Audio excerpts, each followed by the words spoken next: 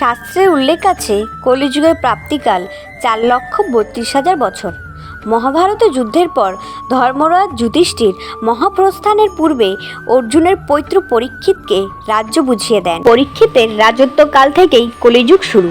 বর্তমানে কলিযুগের 5,000 বছর অতিবাহিত হয়েছে, আরও প্রায় 4,27,000 বছর বাকি।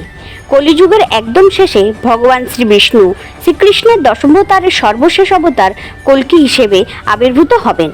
পবিত্র শ্রী গীতায় উল্লেখ আছেন, यदा यदा हि धर्मस्य ग्लानिर्भवति भारत अभ्युत्थानमधर्मस्य तदात्मानं सृजाम्यहम् परित्राणाय साधूनां विनाशाय च दुष्कृतां धर्म संस्थापनार्थाय সম্ভবামি যুগে যুগে।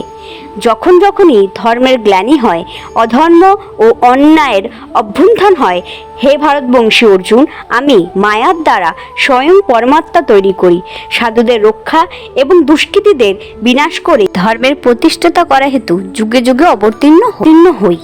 অর্থাৎ কলিযুগের 4,27,000 বছর বাকি আছে।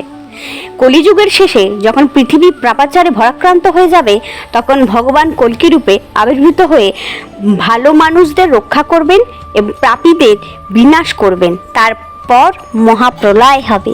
ভিডিওটা ভালো লাগলে লাইক, কমেন্ট, সাবস্ক্রাইব করবেন। ধন্যবাদ।